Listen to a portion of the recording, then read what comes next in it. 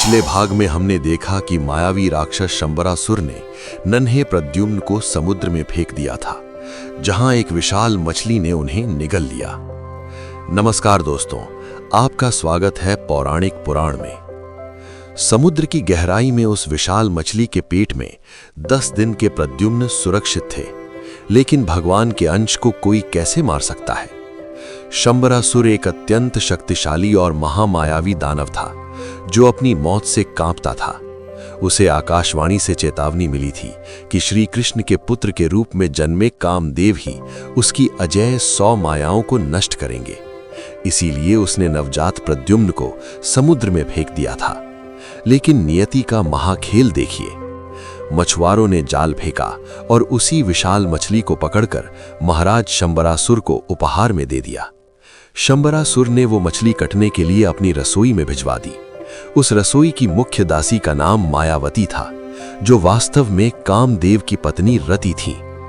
श्रीमद् भागवत में शुकदेव जी कहते हैं, तस्याहुदर्मंतर्व्यागैदिदार्य ददर्श बालकम। जब रसोई में उस दासी ने मछली का पेट चीरा तो उसके अंदर से सूरज की तरह चमकता हुआ एक अत्यंत सुंदर और जीवित बालक निकला। मायावती उस दिव्य शिशु को देखकर सन्न रह गईं। ये बच्चा मछली के पेट में जिंदा कैसे रहा? तभी वहां एक ऐसा महा आश्चर्य हुआ जिसने उनके रोंगटे खड़े कर दिए। अचानक रसोई में देवर्षि नारद प्रकट हुए। नारद जी फुसफुसाते हुए बोले, मायावती, ये कोई साधारण बालक नहीं है। ये श्री कृष्ण का पुत्र प्रद्युम्न और तुम्हारा पति कामदेव है। शंबरासुर ने इसे समुद्र में फेंका था। मायावती की आंखों से खुशी के आंसू छलक पड़े। नारद जी ने एक खौफनाक आदेश दिया, तुम्हें अपने इस पति को एक मां की तरह पाल पोस कर बड़ा करना होगा और इसे शंबरासुर के घर में ही छिपाकर वो महामाया विद्या सिखानी होगी, जिससे ये युवा होकर इसी घर में शंबरासुर का सिर काट सके।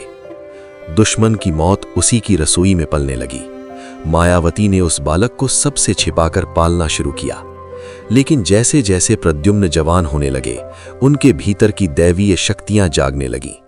जब शंबरासुर को पता चलेगा कि जिस बच्चे को उसने मारा था वो उसी के घर में जवान हो रहा है और उसकी अपनी ही मायावती उसे युद्ध की गुप्त विद्याएं सिखा रही है, तो क्या होगा?